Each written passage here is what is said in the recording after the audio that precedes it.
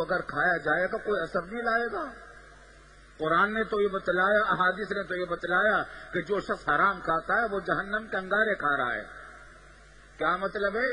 آخرت میں جہنم کے انگارے بنیں گے. یہ دنیا کے اندر اگرچہ جہنم کے انگارے محسوس نہ ہوں, لیکن کیا دنیا کے اندر اس کی خیر و برکت ملے گی؟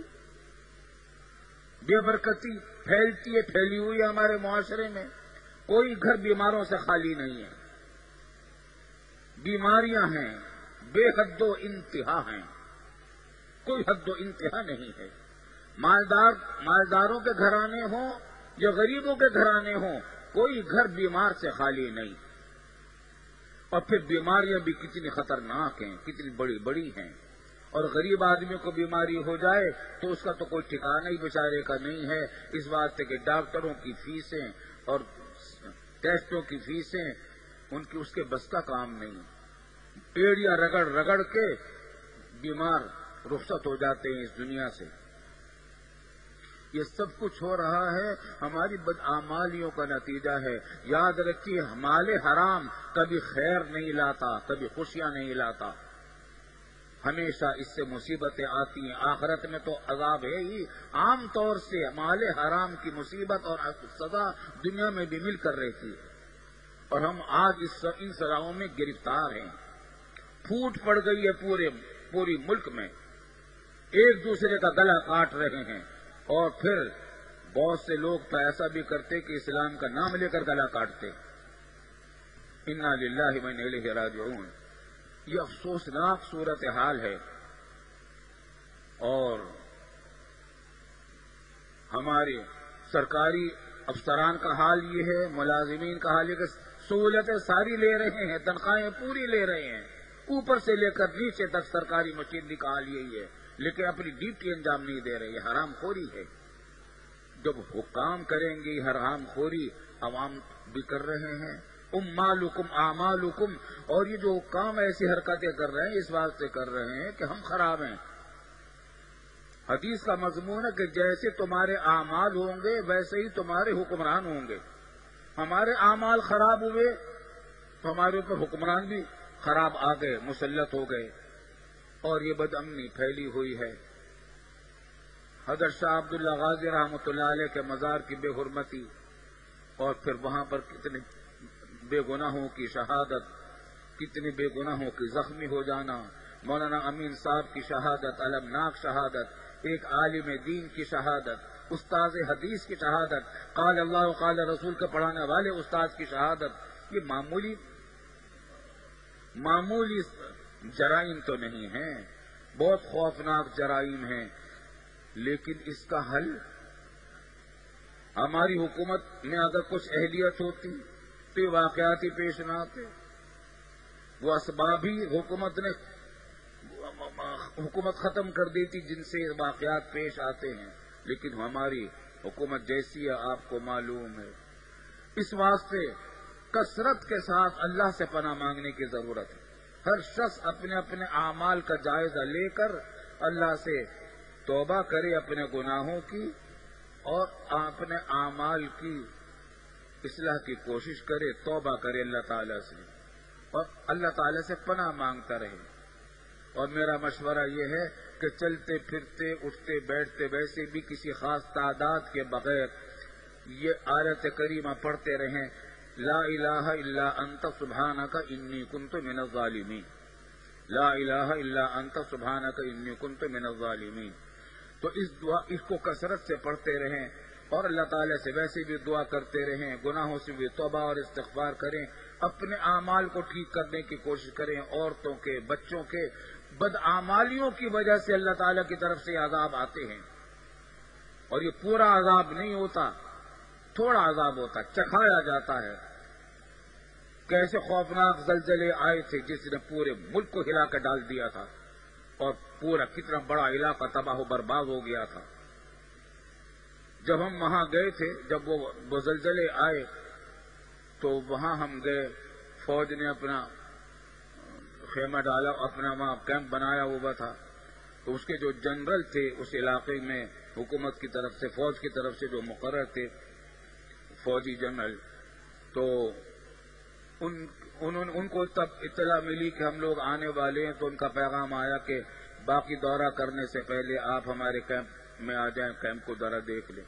وہ ملے تو وہ جنرل کہہ رہا تھا، وہ مسلمان آدمی تھا بیچارہ، اس کی آنکھوں میں آنسو آ گئے، اور اس نے کہا کہ اصل میں ساری بات یہ ہے کہ اللہ تعالی ہم سے ناراض ہے،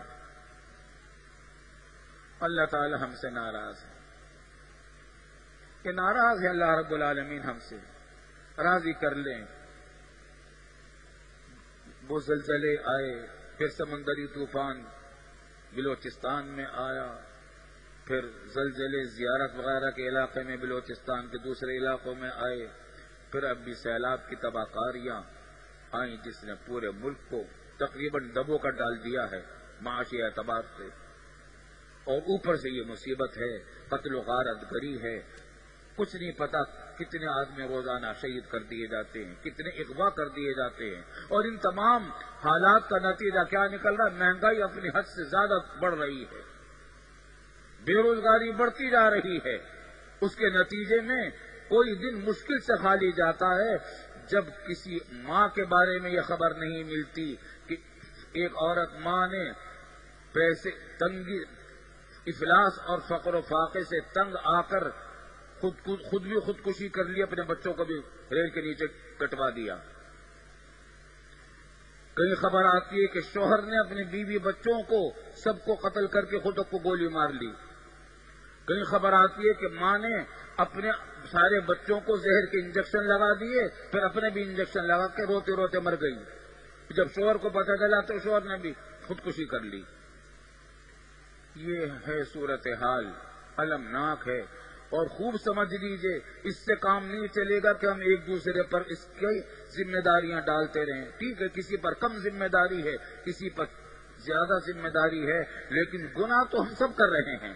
کسی کے گناہ کچھ کم ہیں، کسی کے زیادہ ہیں، کسی کا کوئی گناہ ہے، کسی کا دوسرا گناہ ہے۔ اللہ تعالی ہمیں اپنے سب گناہوں سے توبہ کرنے کی توفیق عطا فرمائے۔ بات چل رہی تھی حج کی۔ حج کے فضائل بہت ہیں، جیسے کہ پیچھے بھی عرض کر چکا ہوں۔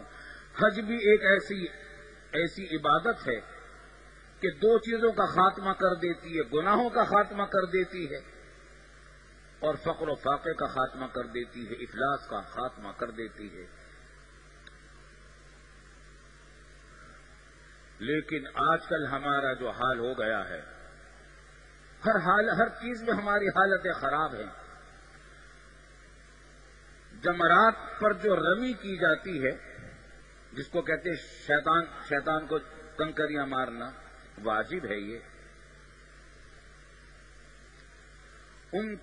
وہاں اللہ رب العالمین نے ایک عجیب بات رکھی جو رسول اللہ صلی اللہ علیہ وسلم کے حدیث سے معلوم ہوتی ہے کہ جب رمی کی جاتی ہے تو ایک آدمی 7 کنکریاں پھینکتا ہے، اور 3 دن تک روزانہ یہ عمل ہوتا ہے۔ ایک جمرے پر تو 3 دن تک، باقی 2 جمروں پر 2 دن، تو کم از کم 21 کنکریاں ہر ایک پھینکتا ہے۔ اب لاکھوں 30-35 لاکھ انسانوں حاجی ہیں، وہ کنکریاں پھینکتے ہیں، تو وہاں اللہ رب العالمین کی طرف سے یہ نظام مقرر ہے کہ جتنے لوگوں کے حج قبول ہوتے ہیں ان کی کنکریاں فرشتے اٹھا لیتے، مانی رہتے۔ جن کے حج قبول ہو جاتے ہیں، اللہ کے ہاں قبول ہو گئے، وہ ان کی کنکریاں فرشتے اٹھا کر لے جاتے، اور جن کے حج قبول نہیں ہوتے وہ کنکریاں پڑی رہ جاتی ہیں۔ پہلے یہ پڑی رہنے والی کنکریاں بہت تھوڑی ہوتی تھی، اور اب اتنی زیادہ ہیں کہ وہاں ان کو چھوڑا نہیں جا سکتا، کیونکہ پہاڑ بن جائے گا وہاں اگر پڑی رہیں گی۔ یہ خوفناک بات ہے یا نہیں ہے؟ خوفناک بات ہے، جس کا مطلب یہ ہے کہ بہت سارے لوگوں کے حج قبول نہیں ہو رہے، بہت سارے لوگوں کے حج قبول نہیں ہو رہے۔ کیوں نہیں ہو رہے؟ قرآن کریم نے حاجی کے بارے میں بتلایا کہ فمن فرض فیہن الحج، جو شخص ان ایام حج میں، اشہر حج میں، حج کے مہینوں میں حج کا احرام باندھتا ہے، فلا رفث ولا فسوق ولا جدال فی الحج، تو پھر وہ نہ تو بے حیائی کی باتیں کرے، جنسی باتیں کرے، جنسی عمل کی باتیں کرے، نہ گناہ کا کام کرے اور نہ لڑائی جھگڑے کا کام کرے۔ یہ شرطیں ہیں 3، اس کے بغیر حج کی قبولیت اللہ تعالیٰ کر دے تو اس کا کرم ہے، ورنہ قبولیت کا وعدہ نہیں۔ اسی طریقے سے مال حرام سے جو عبادت کی جاتی ہے وہ قبول نہیں ہوتی، اس کا ثواب نہیں ملتا۔ جیسے کوئی چوری کا مال کر کے صدقہ خیرات کرے تو اس کا ثواب نہیں ہے، اسی طریقے سے مال حرام سے جا کر اگر حج کرے گا اس کا ثواب نہیں ہے۔ تو پتہ نہیں کتنے لوگ مال حرام سے حج کرتے ہوں گے، جب آمدنی کا حال یہ ہے۔ رشوت ستانی پورے ملک میں پھیلی ہوئی ہے، سود کا لین دین پورے ملک میں پھیلا ہوا ہے، اور کام چوری اور حرام خوری کا ایک مزاج بن گیا ہے۔ ان حالات میں جب مال حرام سے حج کیا جائے گا تو اس کے ثمرات کیا آئیں گے؟ پھر ایسا بھی ہو رہا ہے، حکومت نے یہ قانون بنا رکھا ہے، سعودی حکومت نے بھی، کہ جنہوں نے 5 سال مقامی لوگوں کے لیے، کہ جن لوگوں نے 5 سال کے اندر حج کیا ہے وہ نفلی حج کو نہ آئیں، کیونکہ ہجوم زیادہ ہو جاتا ہے، حج فرض ادا کرنے والوں کو دشواری نہ ہو، تو ان سے تو قانون بنا رکھا ہے۔ اور حاکم مسلمین چاہے فاسق فاجر بھی ہو، اگر کوئی جائز حکم دے دے، قانون بنا دے، جائز حکم ہو، شریعت خلاف نہ ہو شریعت کے، تو اس کی پابندی واجب ہو جاتی ہے۔ اگر نفلی حج کو انہوں نے فرض حج کے کرنے والوں کی سہولت کے لیے اس میں یہ پابندی لگائی ہے کہ 5 سال جن کو نہیں ہوئے وہ حج کو نہ جائیں، نفلی حج کو نہ جائیں، تو اس کی اطاعت واجب ہے، لیکن وہاں کرتے ہیں چوری چھپے کرتے ہیں، میرے علم میں کرتے ہیں۔ وہاں بھی میں نے ایک مرتبہ تقریر میں یہ بات کہی جدے میں کہ بھائی اس گناہ سے بچیں۔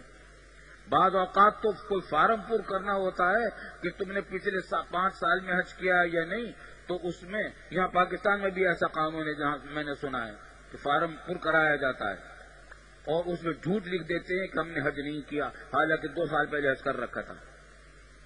جو جھوٹ بول کر، دھوکہ بازی کر کے، ناجائز کام کر کے حج کو جائیں گے، وہ کیسے توقع کریں کہ ان کا حج قبول ہوگا؟ اللہ پناہ میں رکھے، اللہ تعالیٰ پناہ میں رکھے۔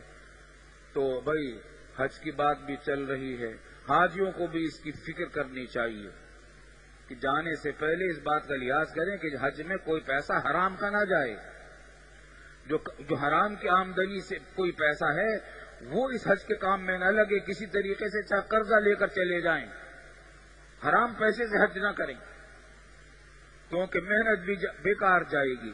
حج فرض ادا تو ہو جائے گا اگر کسی کو پر حج فرض ہے، لیکن ثواب نہیں ملے گا اس حج کا۔ اللہ تعالیٰ پناہ میں رکھے، ہمیں ان گناہوں سے بچنے کی توفیق عطا فرمائے، اور ہمارے گناہوں کا جو یہ عذاب کا ایک چھوٹا سا نمونہ ہمارے اوپر مسلط ہوا ہے اور پے در پے واقعات ہولناک پیش آ رہے ہیں، اللہ تعالیٰ ان سے ہم سب کو نجات عطا فرمائے۔ وآخر دعوانا ان الحمد للہ رب العالمین۔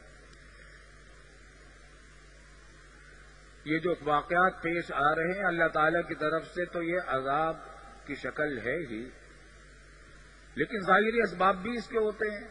ہمارا خیال یہ ہوتا ہے کہ کسی مسلمان کا کام نہیں ہوتا، یہ غیر ملکی سازش ہے، غیر ملکی سازش ہے جو مسلمانوں کو لڑوانا چاہتے ہیں، پھر قبارانہ فسادات کرانا چاہتے ہیں۔ مولانا محمد امین صاحب کو شہید کیا گیا، اس کے فوراً بعد کل حضرت عبداللہ شاہ غازی رحمۃ اللہ علیہ کے مزار پر یہ دھماکے کر کے وہاں کتنے لوگوں کو شہید کیا گیا اور ان کی مزار کی بے حرمتی گئی، تاکہ فرقہ وارانہ جھگڑے فساد پیدا ہوں، یہ ان کو ماریں اور یہ ان کو ماریں، یہ ان کو ملامت کریں، یہ ان کو ملامت کریں، جو ان کے خلاف تقریریں کریں، یہ ان کے خلاف تقریریں کریں، دشمن کا الو سیدھا ہو جائے گا۔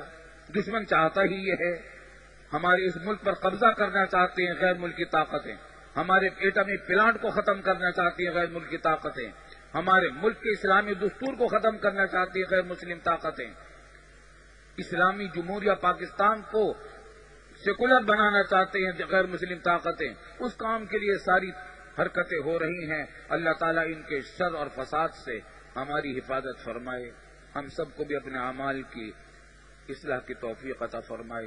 وآخر دعوانا ان الحمد للہ رب العالمین۔